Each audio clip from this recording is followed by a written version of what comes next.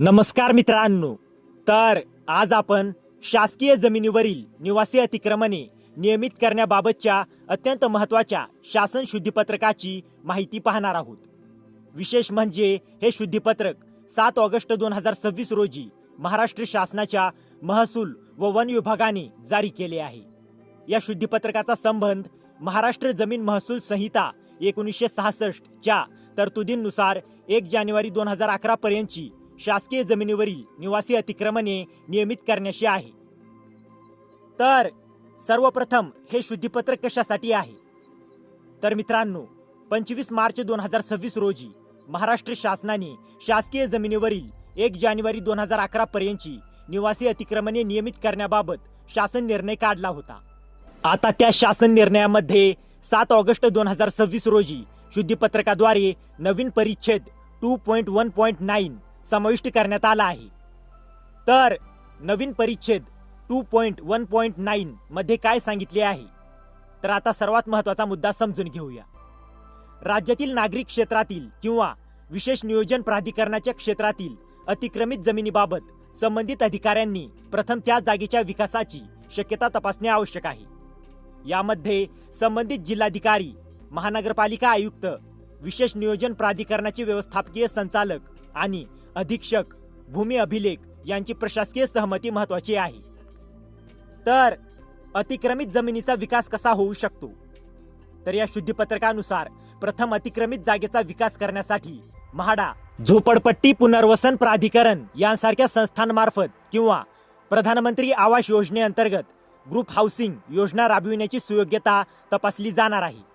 म्हणजेच संबंधित यंत्रणा आधी हे पाहणार आहे की ही जमीन अशा संस्थांमार्फत किंवा प्रधानमंत्री आवास योजनेअंतर्गत सामूहिक गृहनिर्माणासाठी विकसित करता येईल का, याची तपासणी केली जाईल. तर अशा संस्थांमार्फत विकास शक्य नसेल तर हा देखील अतिशय महत्त्वाचा मुद्दा आहे.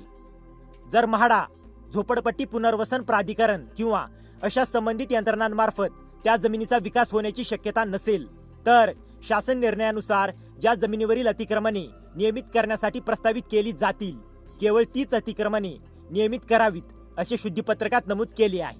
म्हणजे प्रत्येक अतिक्रमण आपोआप नियमित होईल असा अर्थ या शुद्धीपत्रकातून निघत नाही. संबंधित जमीन, तिचे क्षेत्र, विकासाची शक्यता आणि प्रशासकीय प्रक्रिया यांचा विचार करूनच पुढील कार्यवाही केली जाणार आहे. तर ग्रामीण भागासाठी आहे का? तर मित्रांनो, या शुद्धीपत्रकातील नवीन परिच्छेद 2.1.9 मध्ये विशेषतः राज्यातील नागरिक क्षेत्रातील अथवा विशेष नियोजन प्राधिकरणाच्या क्षेत्रातील अतिक्रमित जमिनीबाबत असे नमूद केले आहे. त्यामुळे या नवीन परिच्छेदाचा थेट मजकूर नागरिक क्षेत्र आणि विशेष नियोजन प्राधिकरणाच्या क्षेत्राशी संबंधित आहे. त्यामुळे ग्रामीण भागातील प्रत्येक अतिक्रमणाला हा परिच्छेद आपोआप लागू होतो असे समजणे योग्य ठरणार नाही. संबंधित मूळ शासन निर्णयातील इतर तरतुदीही पाहणे आवश्यक आहे.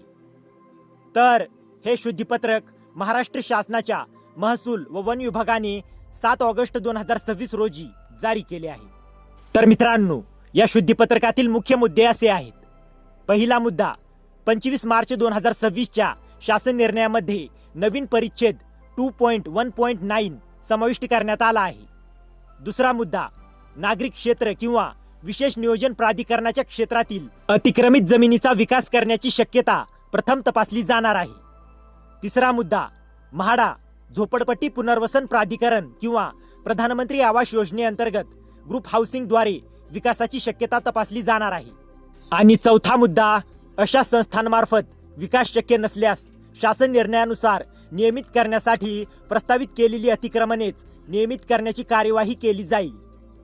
तर मित्रांनो, जर तुमच्या गावात किंवा शहरात शासकीय जमिनीवरील निवासी अतिक्रमणाबाबत नियमितीकरणाची प्रक्रिया सुरू असेल तर हा शासन शुद्धीपत्रक नक्कीच समजून घ्या.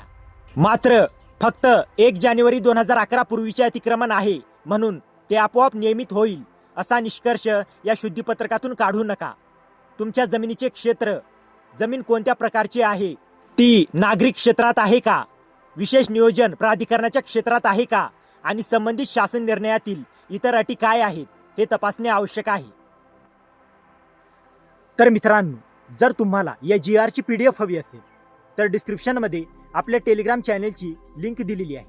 तिथे जाऊन तुम्ही या GRची PDF घेऊ शकता. आणि हा व्हिडिओ उपयुक्त वाटला असेल तर व्हिडिओला लाईक करा, शेअर करा आणि अशाच महत्त्वाच्या GR अपडेटसाठी आपल्या चॅनलला सबस्क्राईब करा. तर मित्रांनो, भेटूया अशाच एका महत्त्वाच्या पुढच्या व्हिडिओमध्ये. जय हिंद, जय महाराष्ट्र.